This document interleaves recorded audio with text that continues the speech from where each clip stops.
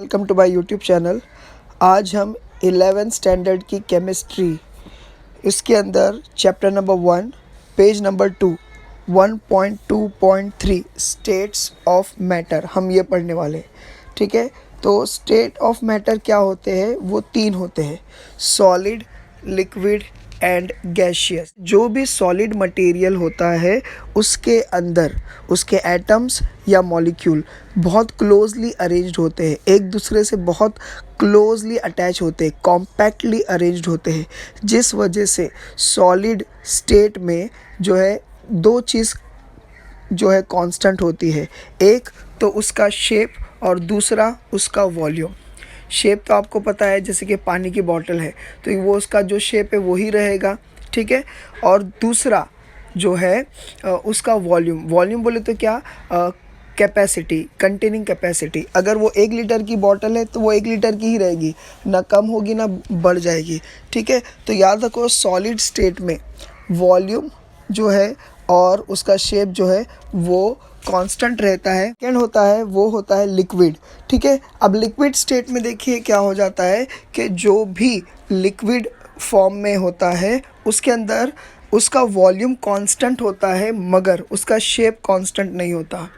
मतलब क्या कि पानी, जो भी हम लोगों ने समझ लो एक पर्टिकुलर अमाउंट का पानी लिए तो उसका वो मेजरमेंट उतना ही रहेगा। अगर आधा लीटर पानी लिए तो वो आधा लीटर ही रहेगा, लेकिन उसका शेप जो है वो कांस्टेंट नहीं रहेगा। आप जिस शेप के बर्तन में उसको डाल दो वो उसका शेप ले लेगा।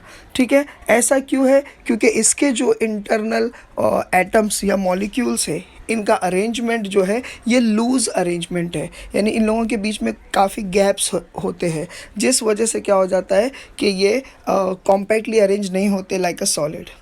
तीसरा जो होता है वो होता है गैशियस स्टेट। अब ये जो गैशियस स्टेट होता है इसके अंदर एटम्स और मॉलिक्यूल्स जो होते हैं, याद रखिए वो बहुत ही ज़्यादा दूर दूर पर होते हैं, मतलब कि एक दूसरे से बहुत दूर होते हैं, कॉम्पैक्टली अरेंज ज़रा भी नहीं होते हैं। तो ये ऐसा होता है इनके 3 स्टेट के बारे में।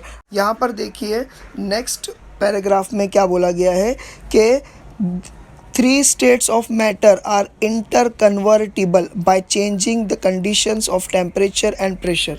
अब यहाँ पर जस्ट ये पिंक बॉक्स के ऊपर ये जो है लिखा हुआ है कि ये तीनों स्टेट को जो है हम लोग चेंज कर सकते हैं।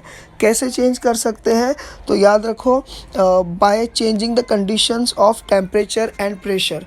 मिसाल के तौर पे अभी सपोज़ कीजिए कि आइस लिए हो। ये क्या है? आइस इज़ अ सॉलिड, लेकिन जैसा ही आप इसका टेम्परेचर बढ़ा देते हो, ठीक है, या प्रेशर भी बढ़ा देते हो उसका, तो याद रखिए वो कन्वर्ट हो जाता है इनटू लिक्विड। और लिक्विड का जब आप टेम्परेचर बढ़ा देते हो तो याद रखिए वो बन जाता है क्या? Gaseous, that is a water vapour. तो इसीलिए ये इंटर कन्वर्टिबल होते हैं। इसके बाद पिंक कलर का जो बॉक्स है उसमें दिया हुआ है कैन यू टेल। ठीक है, ये एक सवाल पूछा गया है और क्या पूछा गया है? Classify the following as elements and compounds. ठीक है, अब देखिए एलिमेंट वर्ड का मतलब होता है सिंगल या वन।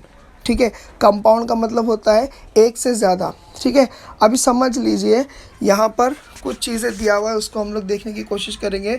जैसे मर्क्यूरिक ऑक्साइड।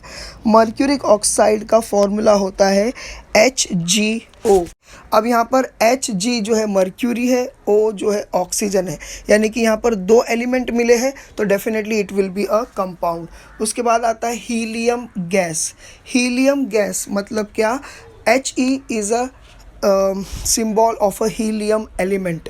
Hg गैस जो होता है वो He2 होता है। अब याद रखिए, अब आप बोलेंगे 2 एलिमेंट है, लेकिन 2 element of a similar type है। तो अगर सिमिलर टाइप के भी 2 एलिमेंट अगर मिल जाते हैं उसको कंपाउंड नहीं कहते, उसको एलिमेंट कहते हैं। तो helium gas is also an element. इसके बाद आता है वाटर। वाटर कैसा है? H2O, यानी कि 2 हाइड्रोजन मिले हैं। ठीक है, यहाँ तक तो एलिमेंट है, लेकिन साथ में ऑक्सीजन मिल गया। अब ऑक्सीजन क्या है? It is a different element, इसीलिए वाटर इज़ अ कंपाउंड। इसके बाद आता है टेबल सॉल्ट। टेबल सॉल्ट यानी टेबल सॉल्ट का जो फॉर्मूला है वो है NaCl। ठीक है, यानी कि सोडियम क्लोराइड। सोडियम एक अलग एलिमेंट है, क्लोरीन एक अलग एलिमेंट है, तो यहाँ पर क्या हो गया, सोडियम क्लोराइड बनता है, तो ये इट इज़ अ कंपाउंड। इसके बाद आता है आयोडीन। आयोडीन का फॉर्मूला है आई या I2, ठीक है।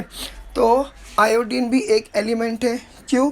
अगर हम सिंगल आई भी लिखते हैं तो भी एलिमेंट है, अगर I2 भी लिखते हैं तो सिमिलर टाइप ऑफ एलिमेंट अगर जुड़ते हैं तो भी वो एलिमेंट होता है। मर्क्यूरी यानी कि Hg सिर्फ Hg है, ठीक है, तो इसका मतलब ये क्या हो जाता है, it is an element. Oxygen is an element, O हो या O2 हो, ठीक है, तो भी वो एलिमेंट रहेगा। And next is a nitrogen. तो नाइट्रोजन भी क्या है, एक एलिमेंट है, ठीक है। तो with this I and up with my today's lecture, ठीक है, और नेक्स्ट वीडियो के साथ बहुत जल्द वापस आऊँगा, ठीक है। Thank you for watching my video.